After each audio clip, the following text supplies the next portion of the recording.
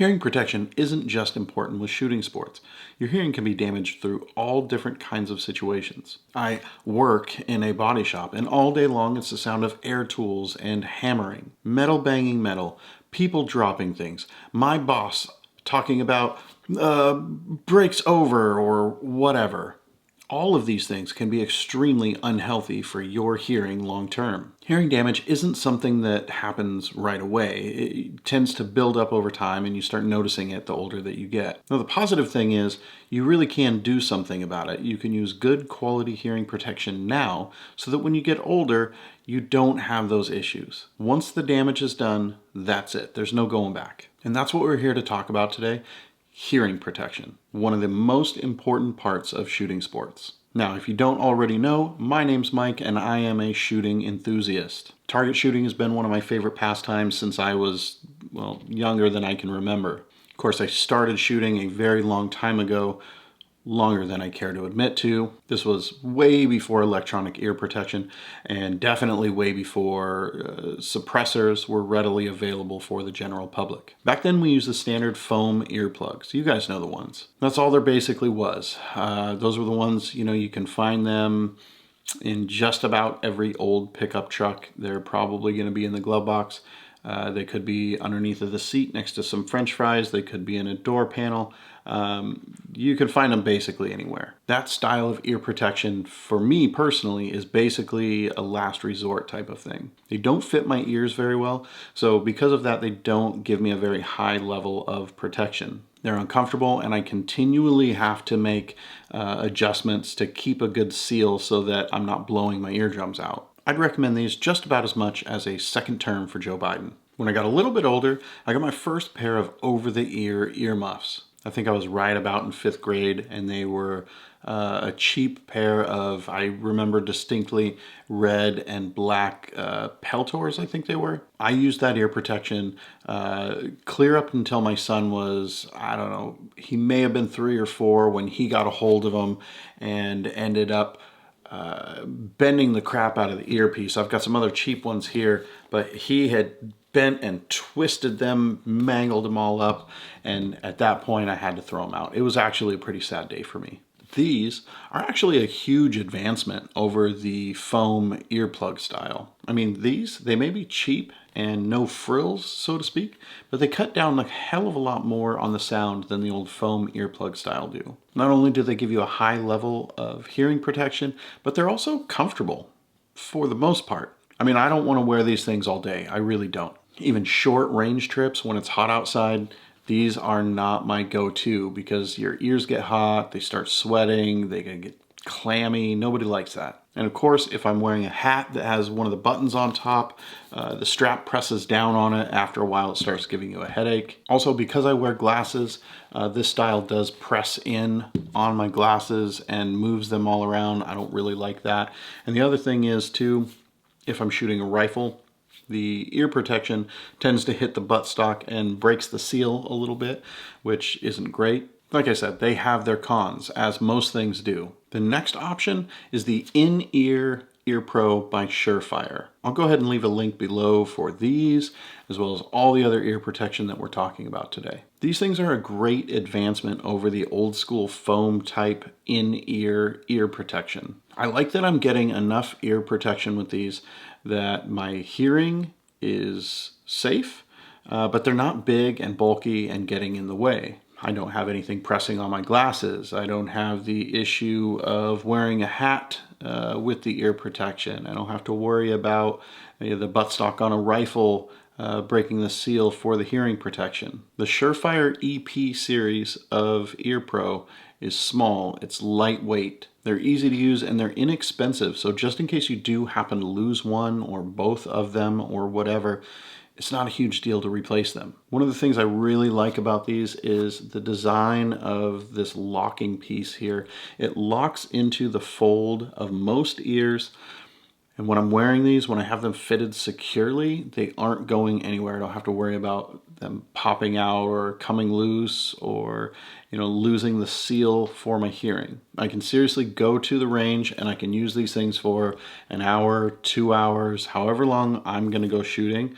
I'm gonna run out of ammo before I run out of patience with these ear protection. Now the downside to these is that you don't really have a lot of situational awareness. You can't hear a lot of what's going on around you. In order to get that, we start to see a little bit of a price jump. If you want that situational awareness, you gotta start stepping it up to something that's electronic. That's going to take us from about $15 for the SureFires up to, I don't know, I think these walkers, I think I paid $45 for these guys. There's definitely cheaper brands out there, and believe me, I have tried them. I think the cheapest pair of electronic EarPro that I purchased was $19.99, it was 20 bucks.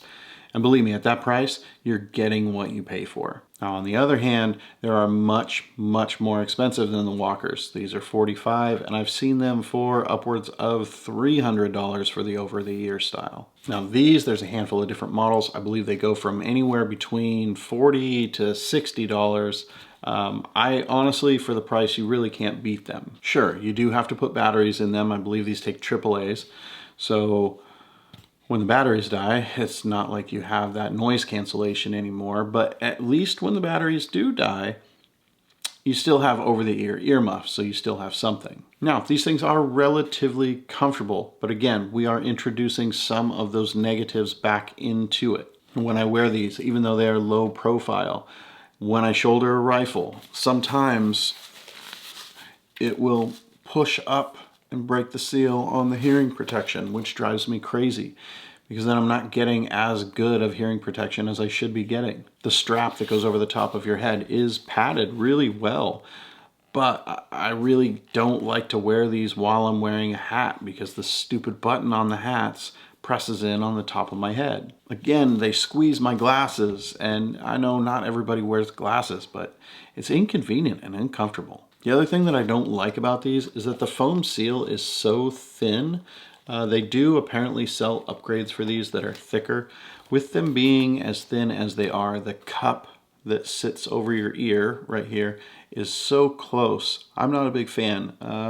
I do need to upgrade these, but I don't wear them very often, so I'm not really worried about it. One of these days I'll get around to it, but not today. Now, as far as the noise cancellation goes, I don't know if that's what we're calling it. It's not really noise cancellation, but whatever, that's what we'll call it for today. Now, that noise cancellation, sometimes it's a bit choppy or delayed, not the best sound quality, but it's not a huge deal. I can still hold a conversation with somebody next to me while I'm at the range, even though you have a half dozen people shooting their firearms. If I'm at a slightly more remote location, one of the gravel pits that I like to frequent, I can still hear cars coming from behind me, pulling into the area. I can still hear people. I can still hear, everything that's going on around me. To me, that's a huge advantage. I like having that situational awareness when I'm out at places like the gravel pit and I'm not necessarily in an indoor range where it's a little bit more structured.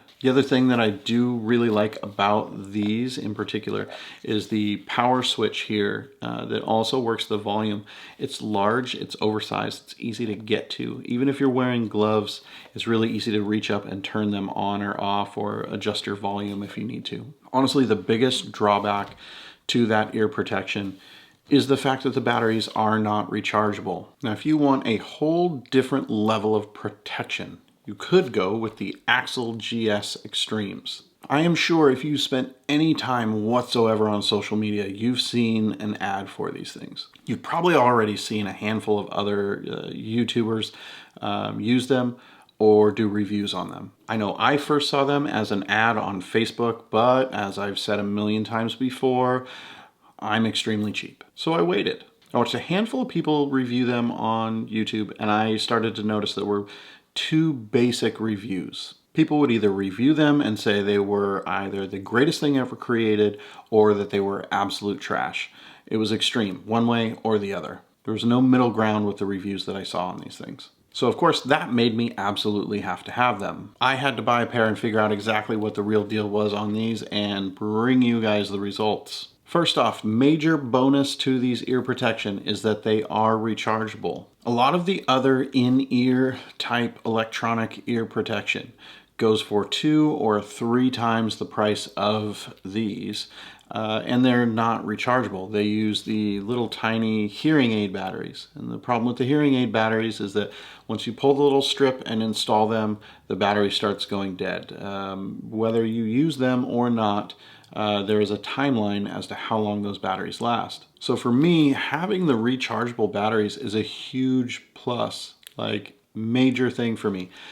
I don't want to put new batteries in my ear protection, use them today, throw them in a drawer, and then come back in, I don't know, maybe I don't go shooting for 3 weeks, and I come back and I use them, and then maybe I don't go shooting again for 2 months, and then suddenly I need new batteries. It's ridiculous, and I don't think that anything should use those batteries anymore. So with these GS Extremes, you can go ahead and use a noise cancellation feature, or you can hook them up to your Bluetooth. The noise cancellation, it's okay. I don't think that it is as good as these Walker's Razors. Of course, these things have a bigger microphone and speaker setup than these do, so of course you're going to have slightly better sound quality. These are slightly choppy, and if I'm being honest, a little on the staticky side. But here's the thing, if I'm hiking, I can have these on and I can turn the volume up a little bit, and I can hear things way the hell out there that I would never be able to hear with the naked ear. As far as the Bluetooth goes, it works. The sound quality is decent enough. A lot of times while I'm at work, I will be wearing these things and I will have the Bluetooth on while I'm listening to music. I'll have the noise cancellation on so that I can still hear people talking. And I'll go throughout my day turning them both on and off depending on what the situation is. Personally, I'm a little surprised at how long the batteries will last. I haven't charged these for a week and a half through using them just at work. Now again, I don't have them powered on the entire time I'm at work, and honestly, if the batteries die, it's not a big deal because they'll still block the sound. I can still use them for actual hearing protection. But I've got almost a solid 2 weeks, that's 10 days worth of 8-hour shifts where I have them powered on and off throughout the day, and there's still a charge on them. And that's the average of what I've been getting. So I'm impressed with the battery life, to be honest. So one of my critiques on these is the foam tips. Now maybe I have oddly shaped ear holes. I don't know. But I have an issue with my right ear hole not fitting these properly. Now it will seal off the sound so that I don't have to worry about, blowing out an eardrum while I'm shooting. As an ear protection, that works just fine. The problem that I encounter is that the way that it sits in my ear, I can't hear any sound. I can't hear any music through the Bluetooth, and I can't hear any talking through the speaker itself. At first I thought that the earpiece was broken on this side, but see, that's not it. The foam tips come in multiple sizes. They actually have 2 styles of foam and 1 style of the silicone. Each of those comes with multiple sizes. Some of the reviewers that I watched that absolutely hated these things, they were using the silicone tips on them and then they were going and shooting with them. And the directions for these ear protections clearly state that the silicone tips are not for shooting guns. The silicone tips are for more sport use. Those are for at the gym, those are for out jogging, those are for out hiking, those are for things of that nature. The 2 sets of black ones, those are for the louder things like, running an excavator, things like shooting firearms, things like working in a loud, dusty body shop. You have to use the right tips, otherwise you're not going to get enough hearing protection for what it is that you're doing. So my critique really is I would like to see more sizes of tips for these things. I'm using the smallest size on both ears, but I could use a slightly smaller size to get a better fit so that foam isn't squished over on itself and blocking the sound from coming in out of the speaker on the one side. Of course, that's a me problem.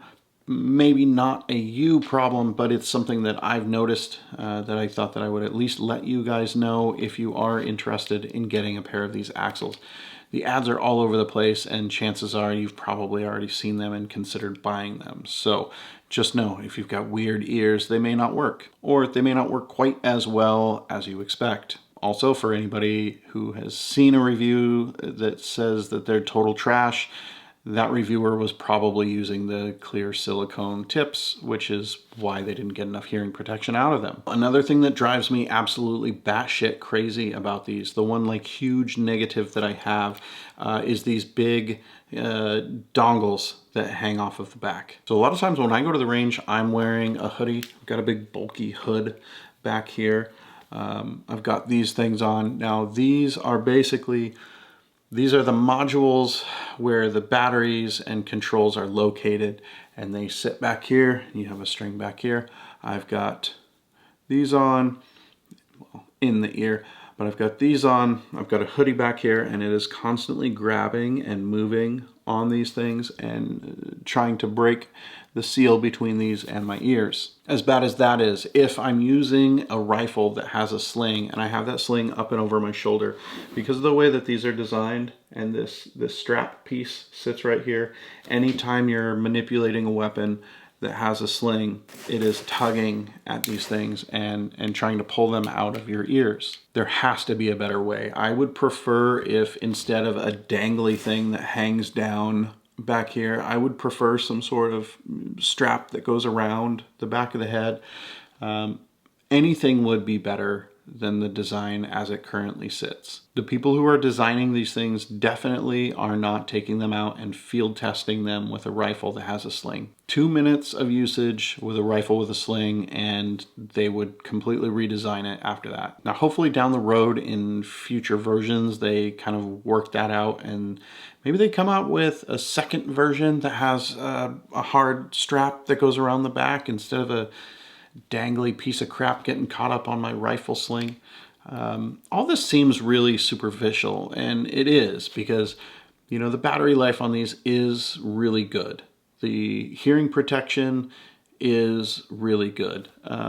I can use these for a lot of different applications. I mean, really, if I'm out hiking wearing these, people are gonna look at me a little bit weird. At least with these, I'm a little more low key, and they're rechargeable. And on top of that, you know, if for some reason the batteries do die while I'm using them, it's no big deal. I still have hearing protection. Look, any of these options that we talked about are good, viable options for hearing protection. You can pick up something that's going to work for you at any gun store, any sports store, hell, Walmart, Amazon. You can use any of my links down below in the description, which, by the way, help the channel out tremendously. That's how we keep the lights on and keep the content coming. Whatever you do, just make sure that you use good hearing protection that works well for you in your specific application. That's it for today. Till next time, stay safe out there, and I'll see you back here real soon.